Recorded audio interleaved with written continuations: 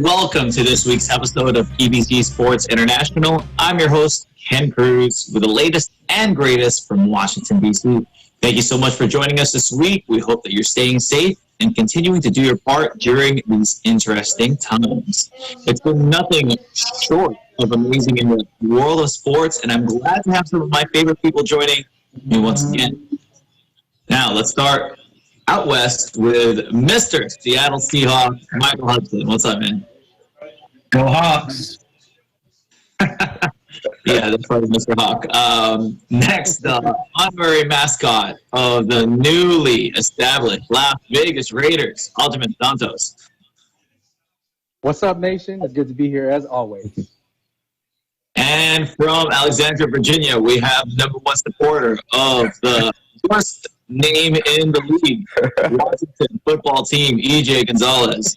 Probably the only supporter, but hey, we're number one in the NFC East, well, with Dallas, but thanks for having me with you guys. That is not a very strong division. No. Anyway, we just want to remind you that our teams are just a group of friends who love sports and would love to share our thoughts with you, our viewers. Now, before we jump into the discussion, here are some updates that we have been circulating the sports world this week. Let's start with some GOAT talk. Amin, you got the latest on Michael Jeffrey Jordan? As always. So Michael Jordan and the Jordan brand made the announcement this week that they will be forming a NASCAR team for the 2021 Cup season, and Bubba Wallace will be in the driver's seat. Jordan joins forces with Jordan brand-sponsored NASCAR driver Denny Hamlin in the endeavor of starting a single-car racing team. With this new tandem, Michael Jordan becomes one of two black team owners within the NASCAR, with the other being former NBA player Brad Daugherty of J2G Daugherty Racing. In a statement regarding this new dream team, Jordan indicated that it was the perfect time as NASCAR is evolving. Jordan also recognizes that this is a teaching moment for NASCAR fans, as the sport has been made up of predominantly white athletes and fans.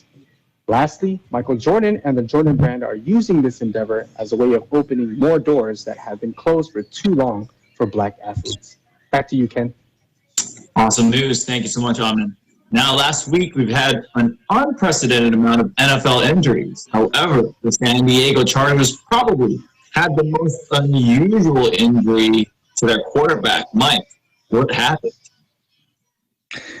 Thanks, Ken. So last week, the Los Angeles Chargers starting QB Tyrod Taylor was accidentally punctured in the lung by the team's doctor while he was injecting pain-killing medication for his cracked ribs. Ouch.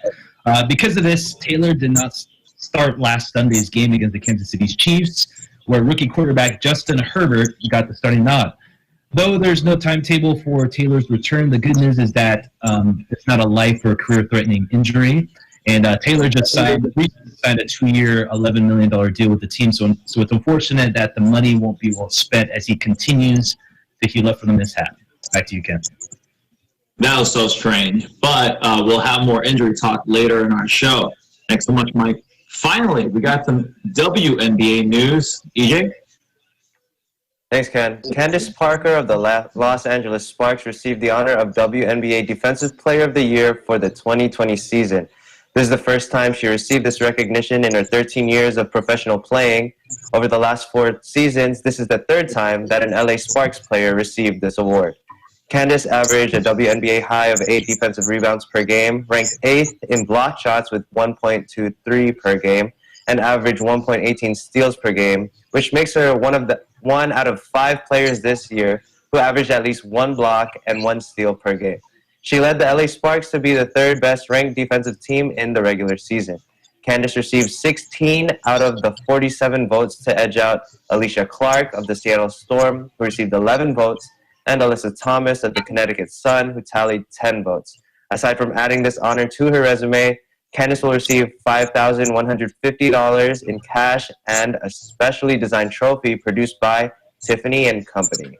Congrats to Candace Parker. Back to you, Ken. Thanks, EJ. Quick question for you, following up on that. When Candace Parker hangs up the shoes, who's going to be the bigger LA Spark Her or Lisa Leslie? Lisa Leslie. I mean, that's the only name I ever heard from the WNBA growing up, and she really paved the way for, all the WNBA stars now. So, hands down, Lisa Leslie. I actually just saw her in a Sister Sister episode, and Which is a goat, man. First book. I mean, well, amazing. yeah, like that's one of the earliest YouTube videos I actually saw is Lisa Leslie dunking, and it's Right. awesome. How much the game has grown, but it comes from one of the OGs, and that's her. Well, thanks so much, guys. We're going to take a quick break, and we'll continue with our friendly discussions after this short commercial. EBC Sports International will return after this.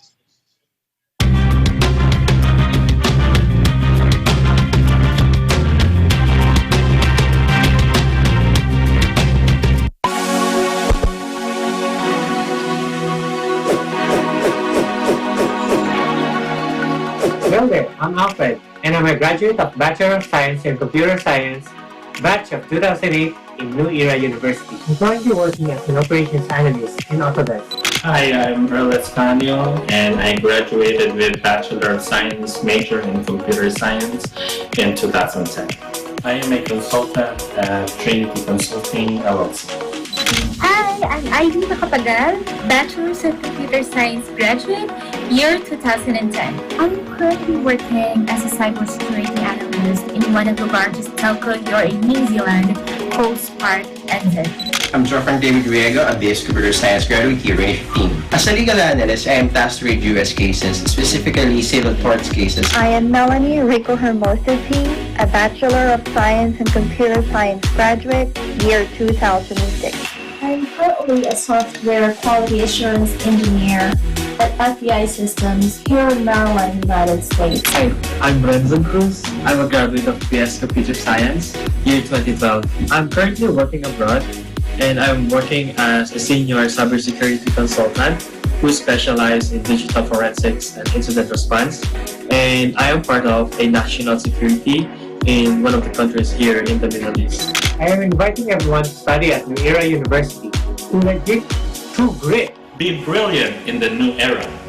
Study now at New Era University. Excellence! Discipline, Service to humanity.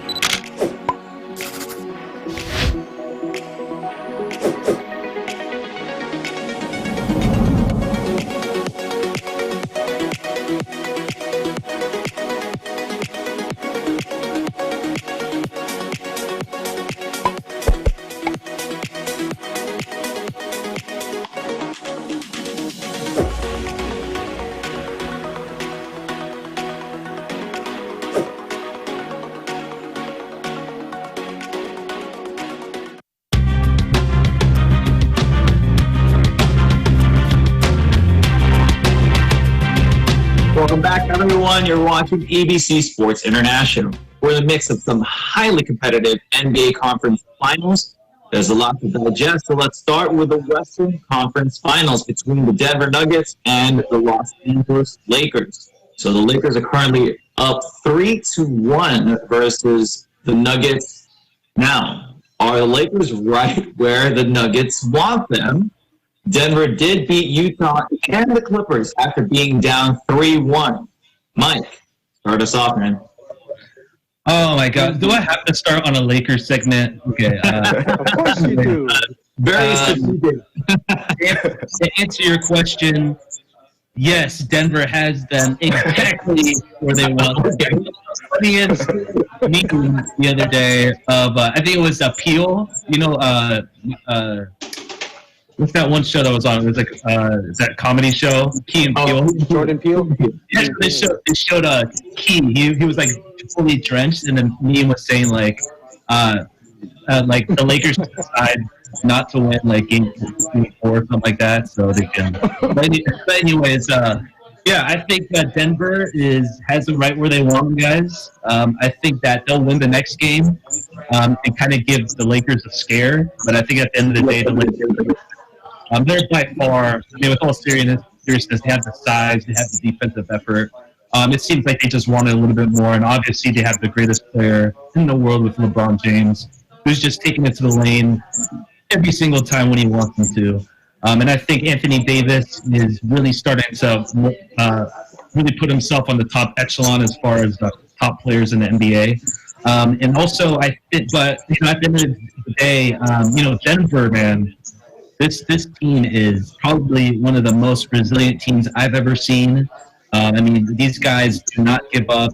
They have an amazing coach, and I think that whether if they do lose the series, it's definitely going to put them as one of the top 3 teams in the NBA.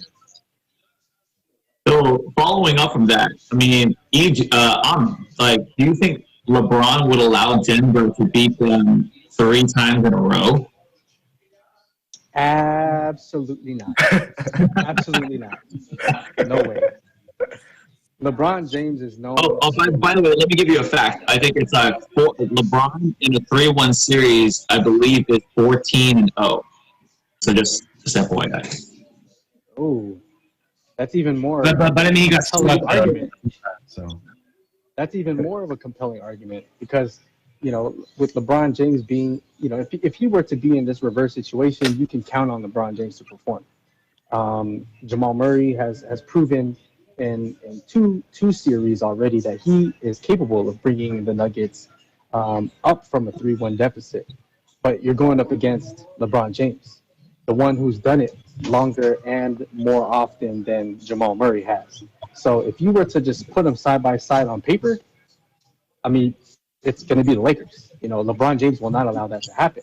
But this Denver Nuggets team is definitely something different. And I feel that the Lakers are going to be challenged in this upcoming game only because of Jamal Murray.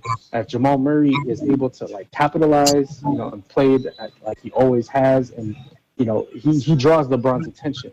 It's kind of like how LeBron does his style, the way he plays. So I don't think LeBron is going to allow that to happen, but he's definitely going to be challenged for sure. So then, with like how the bubble is right now, this is the first time ever, right, that the playoffs are pretty much the games are back to back, almost every other day. There's no traveling. Everyone's right there.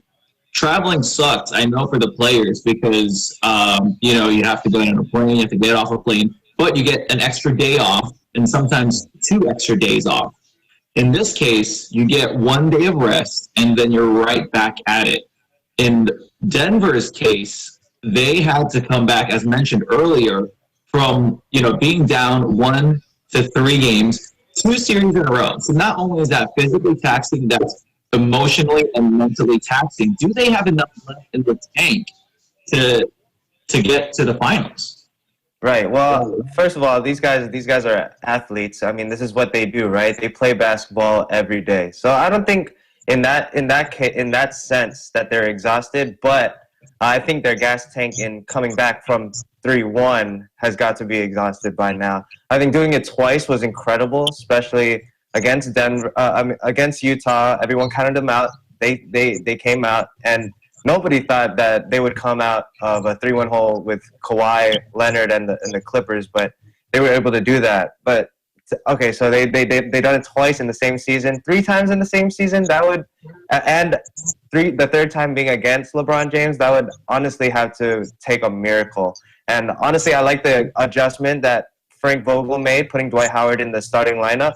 That gave Jokic problems, and since Dwight isn't scared to play physical, Jokic struggled a little bit last game, and he was in foul trouble as well.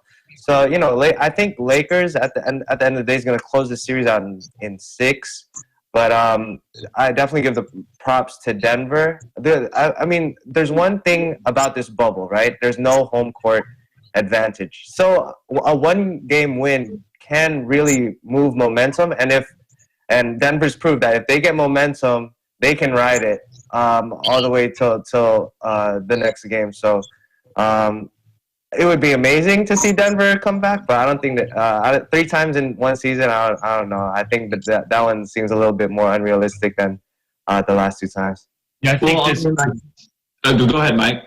No, I was going to say, I think this next game tomorrow, all the pressure is going to be on the Lakers, I feel like, because I think at this point, Denver's playing with house money. I mean, they've already past all expectations as far as the season goes, and the Lakers have to close it out. And I think if you really think about it, they only have like 3 rings, but I mean, you have LeBron, obviously, who's won 3 rings, Danny Green, who's won a couple, and then Rondo. Other than that, you have guys that have been pretty inconsistent throughout the bubble in the playoffs. So I think tomorrow is going to be very key and really show the true character of the Lakers if they can close it out. Right. So then, let's stay on Game 5, right? Amen.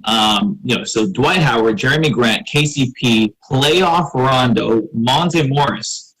Like, those guys came in big for Game 4, especially for Game 3. It was all Jeremy Grant, Monte Morris for the Nuggets. Which third option needs to have a big game in Game 5 to secure the win for their team? I think it's going to come down to the performance of Michael Porter Jr. Definitely needs to step up as far as his defensive game. His game is very spotty. If he can find the consistency in his offense as well as on his defensive end, and being able to put a stop to some of the bleeding that the Denver Nuggets experienced in the last game, I think that they'll do great. If Kyle Kuzma steps up and is able to perform well against the Nuggets coming off the bench, whether he's starting or not, it's going to come down to those 2 guys right there. If they're able to perform well, I think we're going to have a really, really close game. Well, let me run that through the other 2 guys. EJ, who needs to? Which third option needs to have? Actually, no. You know what? Which main option? Jamal Murray, Jokic, LeBron, AD. Which one of those guys need to have the biggest Game 5 in order to secure a win for their team? For me, it's got to be Anthony Davis. He has performed this entire series very well. Honestly, if you end the series now, I think you give Anthony Davis the MVP just because of the way he performed and in that miracle shot in Game 2. Rebounding the last couple of games.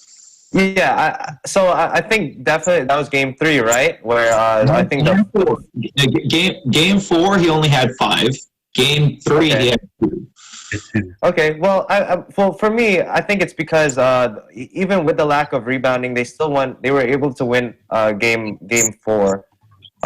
So Game 3, I think even with the lack of rebounds, all the games have been close. But again, then it would all the more depend on Anthony Davis. If he can get those rebounds, then it's going to depend on his output on the boards, but more honestly on the offensive end. At times, I think that the LA Lakers have been finding that scoring option aside from LeBron James and Anthony Davis. So, like, if Anthony Davis doesn't come out offensively, then I think that that's gonna be the downfall of the Lakers. If he doesn't perform, then the Lakers have no chance. Mike, let me ask you. So what will be the determining factor for the Nuggets to win? Will it be out rebounding? Will it be getting to the free throw line more? Will it be being hot from the 3? All of those? Either of those? I think it's going to be a combination of everything, but if I had to pick one, it would have to be just continuing to just go for easy shots. I mean, in Game 4, Jokic had a lot of easy shots that he'd either pass up or he would miss some. He short hop them or whatever. I think that those easy shots are hard to come by, especially with the Lakers' defense stepping up, especially during the playoffs. So I think for them, they have to keep moving the ball. They're one of the best at moving the ball in the league, but also getting those open shots and putting the pressure on LA. The same way with LA. I mean, what got them the win in Game 4 is that they attacked the rim a lot and draw fouls, and I think Denver is going to have to do the same thing. So then, let me ask each and every one of you guys. Let's stay with Mike. How does the series end? I have the Lakers in 6 games. The Lakers in 6, EJ. As much as it hurts me. Right, yeah.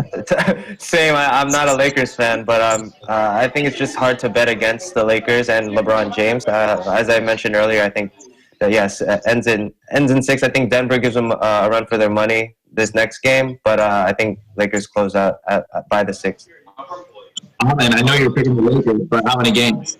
Come on, bro. It's over. The next one, it's a wrap. All right. Okay. Closing it out, bro. I love it. I love it. ASAP. Now, staying with you, is this Nuggets team, the way it's composed right now, is it built to get past this year? You know what? I'm not too sure exactly on whose contracts are going to be up this year, but if they have everybody that they currently have next year, I think they'll do fine. It really depends on how Michael Porter Jr. is able to step up, because injuries are a problem. You know, if he's able to get healthy and perform to his optimal and expected performance, man, the Nuggets are definitely going to be a team to look for next year, for sure. Yeah. And then, like, BJ, sticking with that same question, do you know, Will Barton didn't even play this right in the bubble, right? So, I mean, that's going to be an extra lanky guy that can get buckets right away off the bench, kind of like a Lou Will, but with defense. Right. And then knowing that, let's say they keep the same team, who would they potentially add next season that can take them over the edge? Honestly, for me, it doesn't matter who they add, because the way they play is just perfect team basketball. Everybody produces on that team. I mean, we talk about Monte Morris. Who's the number 3? I think what is it? Craig. Daniel Craig. Craig, exactly. Daniel Craig. Exactly. He's making timely buckets, and it just shows that the way Jokic plays as a facilitator, a point center, I mean, he's changing the game. He's really able to get all these guys involved. And then you have the amazing talent of Murray just being able to stay composed and close out games. This guy can close out games. He's Mr. Fourth Quarter. So anybody you put on their team, it doesn't matter. But I think the core has to stay solid, and that's Murray, Jokic, and Porter. Again, as Amin said, it all depends on his health, right? I mean, he's been battling injuries ever since he got into the league, but so far he looks so good in the bubble and in this playoff series. So as long as they keep them, and I think Jeremy Grant isn't getting enough credit. He is a pivotal piece on that team. They got to keep at least those 4. And then you can add anyone else you want in that team. Don't forget they still have Bobo, too. Oh, I was going to say, Bobo, 7-4. Man. But if I can add one thing, if I had to make one move, I would also. I have leverage right now with Gary Harris. I would probably trade him because I feel he's probably the most inconsistent. What happened to the guy, man? He's like Danny Green. I mean, I don't think he's fully recovered from his injury. But yeah, he's just. I mean, he was lights out against the Clippers, but of course can't hit a shot against the Lakers. But yeah, I would probably trade that piece to get a dependable guard that can defend, that can also score. Well, great points, guys. Well, I mean, final question of this block. That insane trick shot layup from Murray yesterday. I mean, he had like 6 of them, but those are go teams. Right? Where he took it straight in the middle of the lane against LeBron James. That was a layup poster. Went up, went under, and made, like, the English on that was insane. Mike, where does that rank on the list of all-time great layups? All-time great. I mean, for me, obviously Jordan has probably 3 of them. But I would definitely say top 10 because I mean the degree of difficulty, being able to jump in the air with LeBron right there was just amazing. Amin, where would you rank that? Definitely under some of Michael Jordan's top layups. But I mean, I don't know if you saw on Twitter, they did a side-by-side video of Michael Jordan doing something or Jamal Murray doing something similar to Michael Jordan. So, the up and under, with the English. I mean, Michael Jordan landed, but Jamal Murray, he kind of fell. He wasn't ready for it. AB. But there you're right under Michael Jordan. Nah. Where would you rank this? No, man. I actually think the degree of difficulty it tops Michael Jordan, and I'm comparing it to just the play. All right, just the play. Not better than Michael Jordan, the player. Hot take. But the play. Hot take.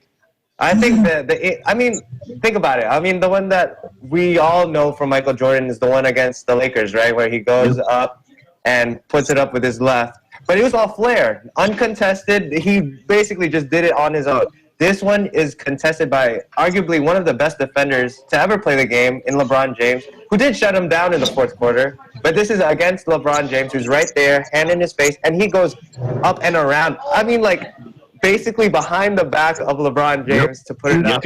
The left hand on Rondo was good, too. The one that he kind of left. Well, I don't think we even brought it up. The 360 against Rudy Gobert against the Utah Jazz. Yeah. Bro, that's what I'm saying. I mean, give this guy the unofficial title of the best difficult shot maker. I mean, he makes some amazing plays, and honestly, there's been a lot of talk about comparisons of who he compares to as a basketball player. Some people were saying Gilbert Arenas, but honestly, the way he plays reminds me of the late Kobe. I mean, even the English of the way he plays, his fadeaways in the post. This guy knows how to finish around the basket, and he's a pure scorer and a pure closer. I think you can compare him, his gameplay anyway, to like a Kobe Bryant. That's what he reminds me of. I'm thinking Westbrook that can shoot, like Russell Westbrook, but he can shoot. Actually, his career was derailed because of injuries, but TK Ford is a big comparison for me. Like, I don't know if you guys remember him, but like that guy had great English in his shot, and he had a great jump too. But his back didn't hold up. But guys, amazing segment. When we return, we'll talk Eastern Conference Finals. Stick with us after the break. EBC Sports International will be right back.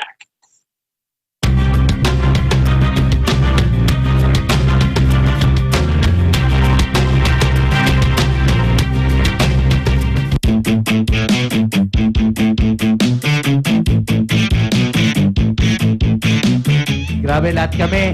Natameme dahil sa inyong angking talento. Naihatid nyo yung mensaheng gusto nyo ihatid sa amin. Kakaibang galing. Almost perfect.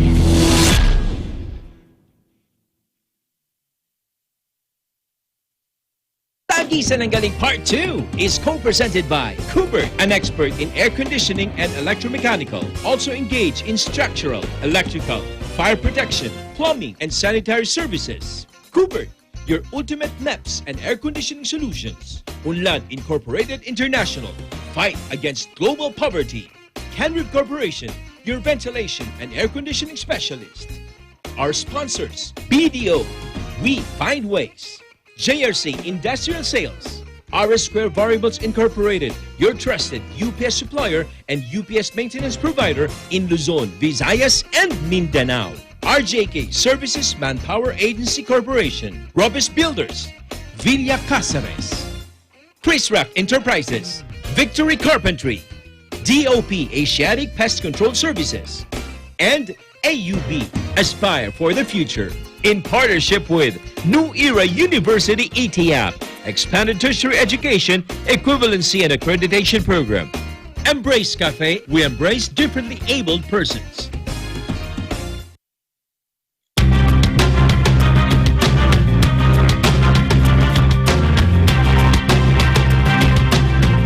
Welcome back to EBC Sports International. I'm your host, Ken Cruz. Thank you so much for watching. So just like the Western Conference Finals, the Eastern Conference Finals have the Miami Heat leading the Boston Celtics 3-1. Now, the Celtics are 3-point favorites for Game 5. They're currently up right now, and they're playing at this moment. Eyes up here, guys. All games have been extremely close. Now, can the Celtics extend the series? EJ. Well, I'm a fan of extending any series because that means we get to watch more basketball, right? But I think the Celtics definitely have the personnel to do that. I mean, they have the pieces that they need to be able to extend the series and win this Game 5. And as I mentioned earlier, there's no home court advantage in the bubble. So again, they can ride that one game win momentum that they need to propel them into Game 6. I mean, and all the games have been pretty close. The record could easily be favored towards Boston, but yeah, I definitely think they have the pieces that they need to extend the series. But I think the Heat are gonna end up closing the series pretty soon, if not this game, the next one. I know that it's kind of cheating since the game's like midway through, but you're not TV. Who needs to go off tonight for the Celtics to win, Amin? I really think Jason Tatum needs to step up and kind of outshine last week's game, because 0 points in the first half, though, that's a little underwhelming for somebody of star caliber on the Boston Celtics. I really think Jason Tatum needs to step it up as far as trying to contribute in all areas on the court. I know that he was trying to, get his other teammates involved, passing the ball and things like that. But if they're going to close out the series or even compete in this series, the Celtics need to be able to lean on Jason Tatum. And, I don't have the game in front of me right now, but if he's doing well, then the Celtics will be doing well. So Miami is the 5th seed. Last 5th seed to win an NBA title was the Houston Rockets in 1995 over Shaq's Magic. So, Mike, will Jimmy Butler and Coach Spoelstra allow Boston to beat them 3 times in a row? Kind of similar to the last segment, but Eastern this time. I don't see it happening. The reason why is that I think Miami they just play way better as a team. I think, as far as ball movement goes, as far as chemistry on offense and defense, I think they're just a well-oiled machine. I mean, no matter what parts you plug in there, you can plug in that Duncan kid, who has probably the quickest release I've ever seen in the NBA. You have Tyler. Yeah, I think so. They're showing some highlights. I was like, dude, this guy could release it. I mean, he's taller than Curry, a little bit more lankier. And you have Tyler, my hero, doing some outrageous things on the court as well. He's kind of struggling tonight, but he's a rookie, so you can't really expect him to have back-to-back 30-point games. But, as far as playing styles, I think Celtics are more ISO. I mean, you have Tatum or Kemba or Bus usually. That usually go one-on-one at the end, but Miami plays a lot like Denver in that everybody can contribute. Anybody can go off on a certain night, and they just move the ball really well. So, I don't see Miami losing. Maybe they'll probably lose tonight, but I see them close it out in 6 games as well. So you brought up Tyler Hero. Amin, is this dude a rookie or an undercover all-star ability? He has all-star potential. The kid performs well under pressure, and you can tell just from his mannerisms on the court that he doesn't get shook by the pressure. I mean, I don't know what goes on in his head, but I mean, from the look of his release, the way he cuts into the lane, the way he passes, the way he has his eyes on all his teammates, he has very high basketball IQ and the ability to finish. And when it comes to rookie status, he doesn't look like a rookie out there, but he plays like an all-star. But, the one thing that you can't rely on is consistency at this point because of him being a rookie. Just like Mike just mentioned, he's not doing very well tonight. And I think that might be because they did a special on him.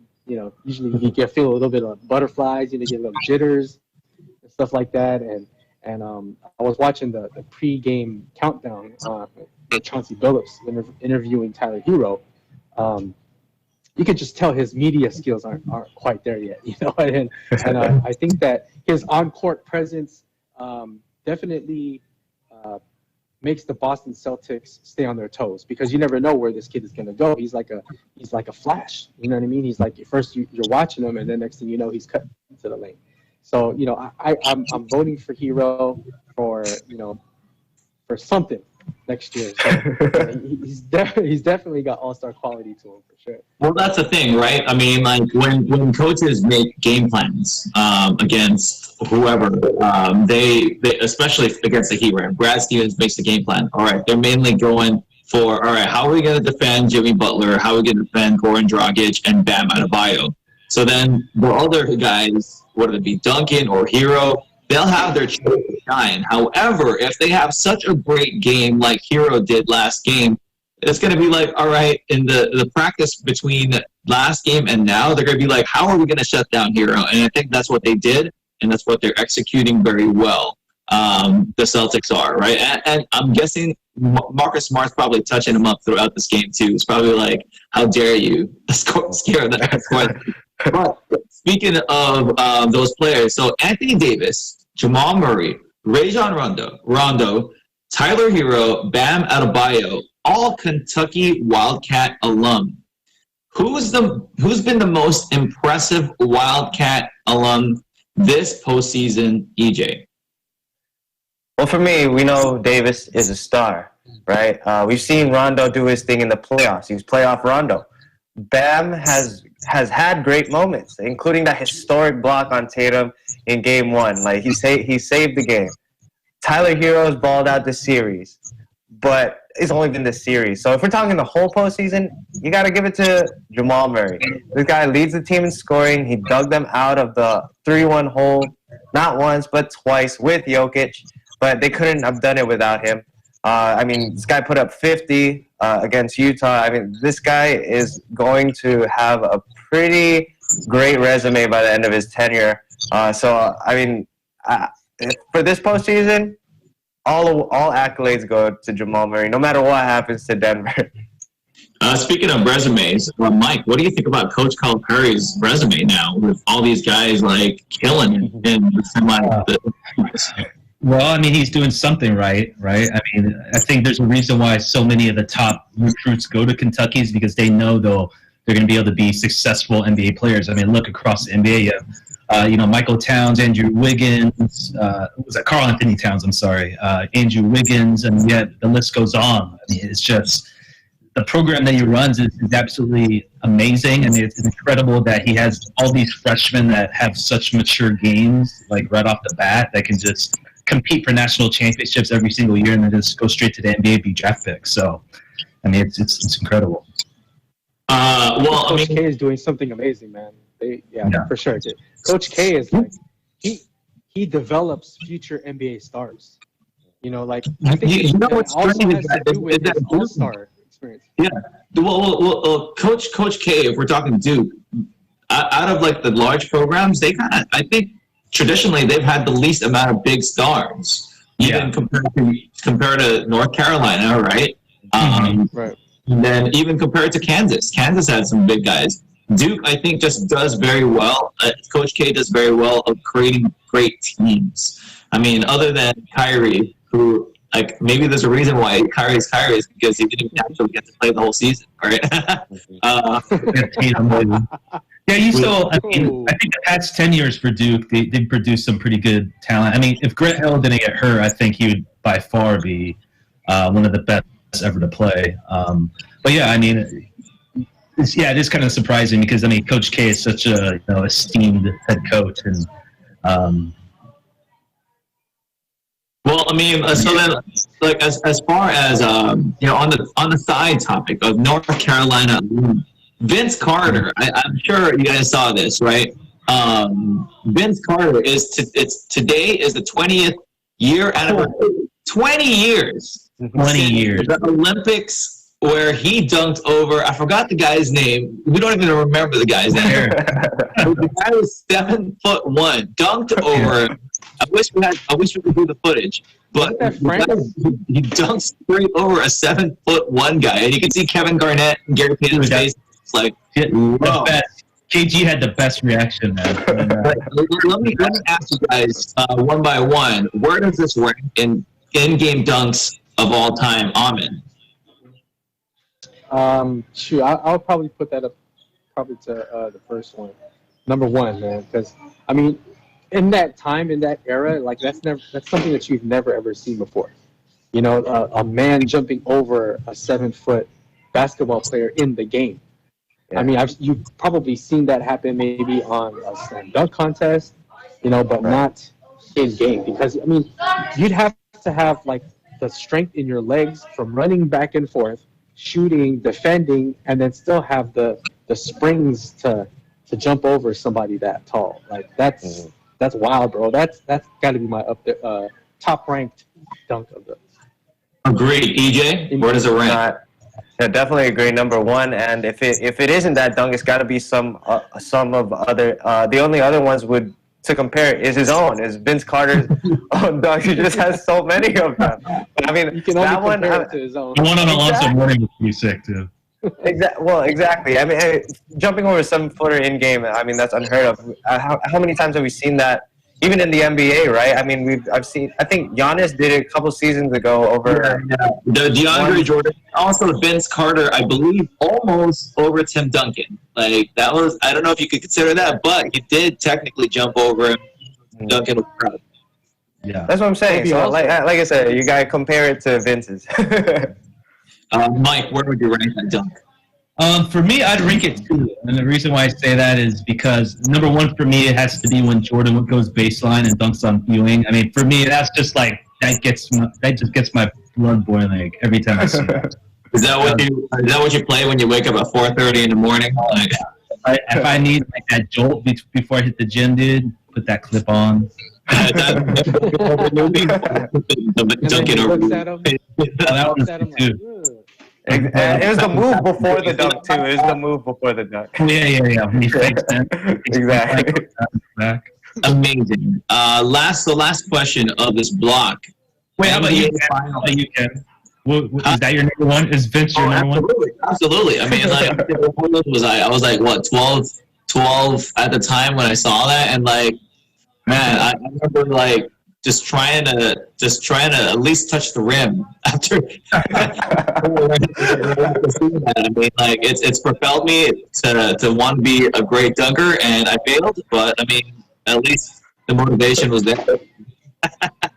But so NBA Finals predictions, matchup, and who wins in how many games? Everyone starting with Mike. I had the Heat against the Lakers. As much as it pains me to say this, but I will be happy to see LeBron win his 4th ring. I have the Lakers over the Heat in 5 games. EJ?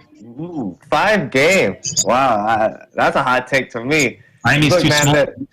I don't know, man. The Heat has been the only team that's looked composed the entire postseason. To me, there have been like times where the Lakers didn't seem like they were, like the team that everyone thought they were.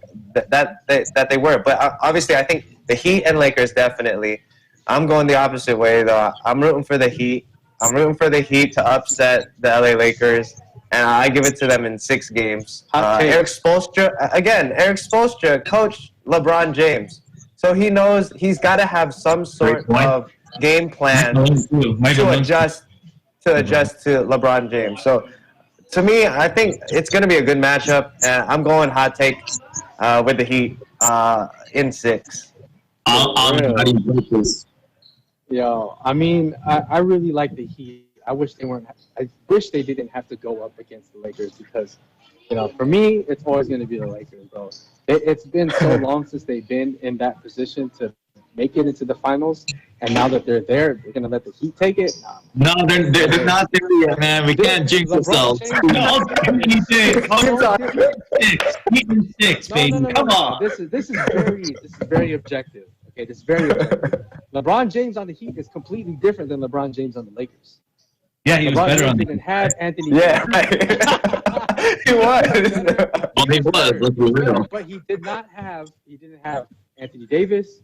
He didn't have he had Dwayne Wade. He has Dwayne Wade and Bosh. Anthony Davis. He has a young Who else? He has Rajon Rondo. That's a great teammate for him, though. Yeah, but you can compare Dwayne Wade and Bosh. Rajon Rondo on his passing, bro. No, Dwayne Wade, Bosch, Ray Allen. That was a nasty team. Right. That's a team. At least three. They do have a team. Not four, not five. They don't have. But speaking of, Lakers in 6. we got it, guys. We got more after the break, so stick with us. We're talking baseball. We're talking football. We'll be back.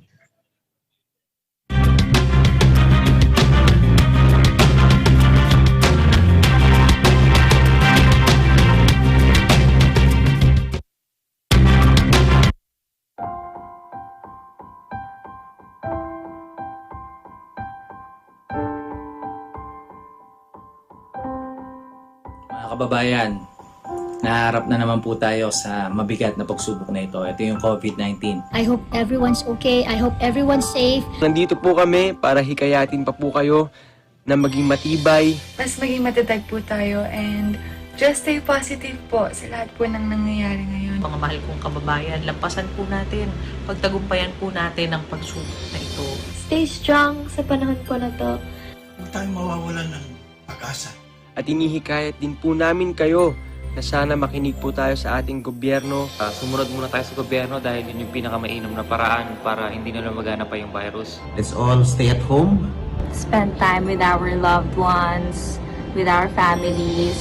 At higit po sa lahat, make sure to pray. Pray for everyone. Pray for everything that is going on right now, especially our frontliners po who are sacrificing their lives to take care of everything. Higit sa lahat, patuloy tayong lumapit, magtiwala at manalangin sa ating Panginoong Diyos. At lagi tayong manalangin dahil yun po ang may pinaka-mainam na solusyon sa lahat po ng mga problema natin. God bless you and your family. Please stay strong and keep our faith. Tuloy po ang laban.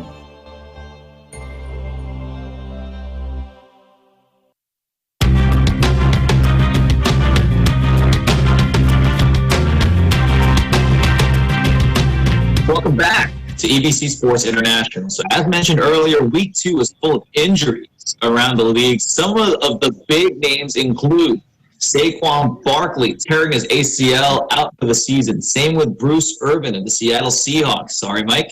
And Courtland Sutton of the Denver Broncos. Also, Christian McCaffrey suffered a high ankle sprain for the Carolina Panthers. This is just a couple of the names. And also pretty much the entire San Francisco 49ers, they're hurt. Now, what's the reason for this? Is it because there's limited training camp? Was it because there wasn't a preseason?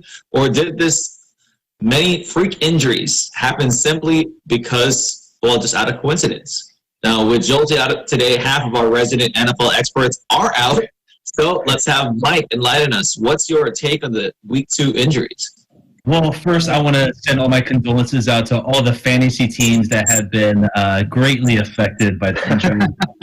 My team has been dismantled. But yeah, to answer your question, Ken, I think you hit it on the head. I think with the lack of OTAs, no training camp, you can only imagine how rough this game is already, and not having that buffer or that warm-up time between the actual season and the preseason and the actual season. I mean, jumping right into the fire basically is just going to just kill you. And as you can see, it hasn't been friendly to any of the players. With that 49ers game, I know that they were having some problems with the field. I think they put something in the artificial turf at the Jet Stadium. And the MetLife Stadium, yeah. A lot of the players had issues with it. And so for me, I'm a little frustrated because it's like, if you have so many players having an issue with it, why is nothing done? And then you still have it, So it's kind of like, I really hope that they take extra precaution as far as getting the fields ready. But, at the end of the day, I mean, the NFL did it to themselves. I mean, I feel like they could have had a preseason or at least like an inter-squad game of some sort with a nearby team. They need 17 games. I mean... Exactly. So, I mean, you're going to see more injuries. Hopefully, it won't be too many more Seahawks that go down. But, yeah, that's just the game. Hey, just tell them that you're nearby, man. You're only, 20 minutes away from the stadium? Exactly. Now, EJ, what are your key takeaways from week 2? Well, for me, I want to talk about a little bit of the players who are underperforming, specifically in the NFC East, because I am the only Washington football team supporter here. Carson Wentz underperforming, but I'm not complaining. They're 0-2, along with the Giants at the bottom of the NFC East.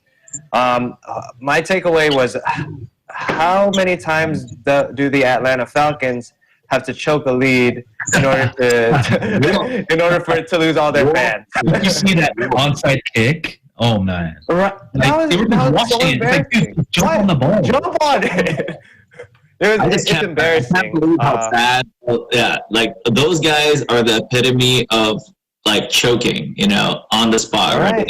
I think it started with when they lost to Tom Brady in the Super Bowl. Yeah. Because the seasons after that, it just left. I mean, they still have Matt Ryan, they still have Julio Jones, Calvin Ridley. These are top names in the league, and for some reason they just can't get it going. Well, so you spoke underperforming. Let's talk pleasant surprises or biggest surprises. Amin.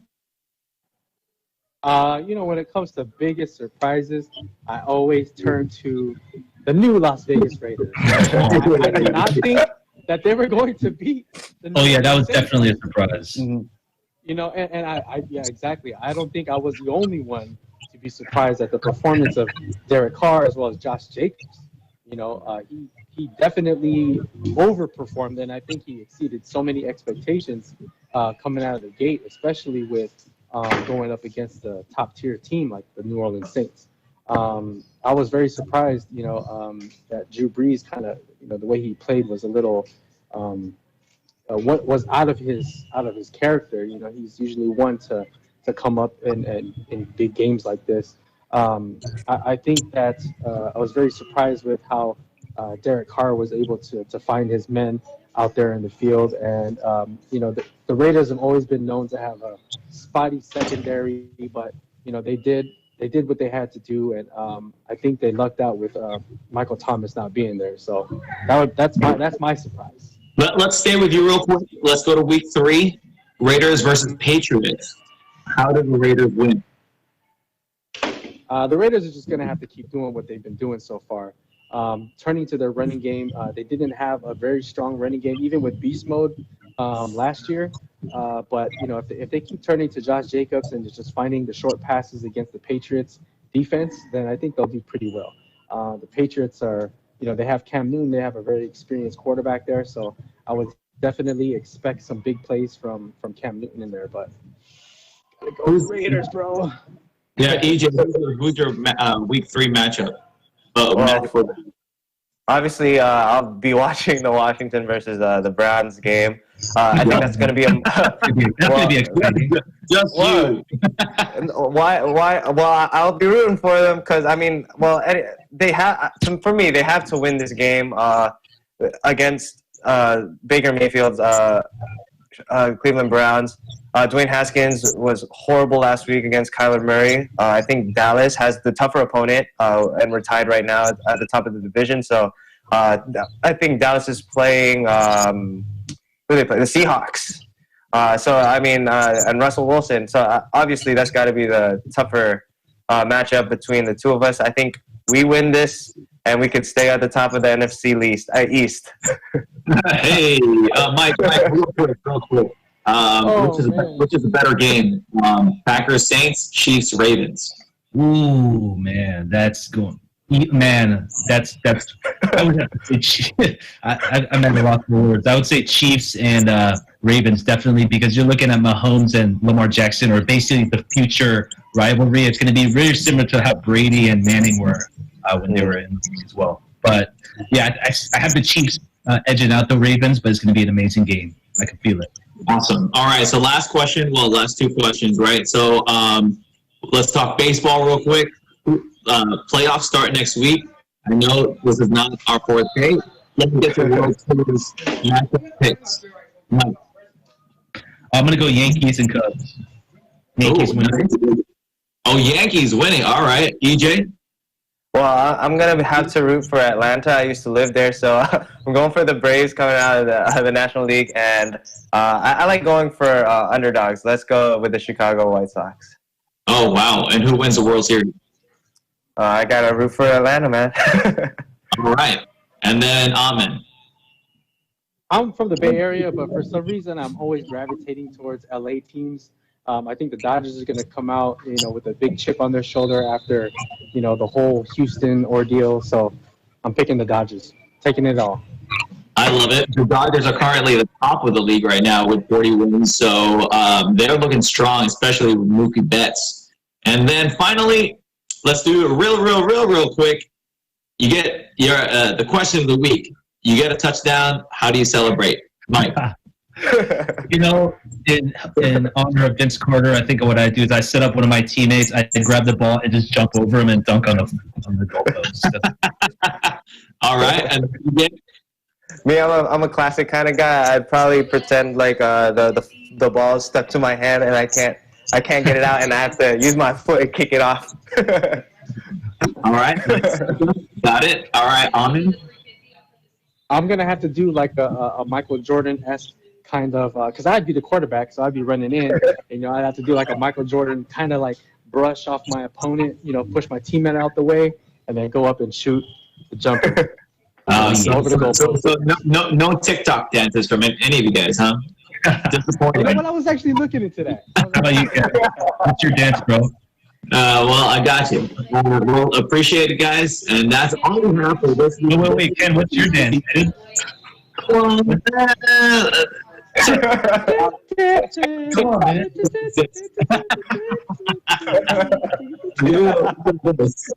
little bit of cabbage.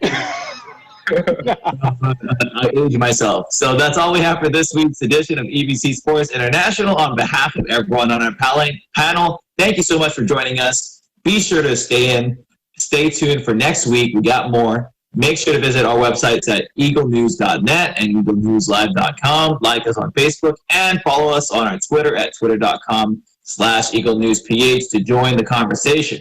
Until next time, I'm going to repeat what Amin said. I love that. Walk with patience, walk with purpose, and walk with love. For Eagle News, I'm Ken Cruz. We live in interesting times. Yes, sir.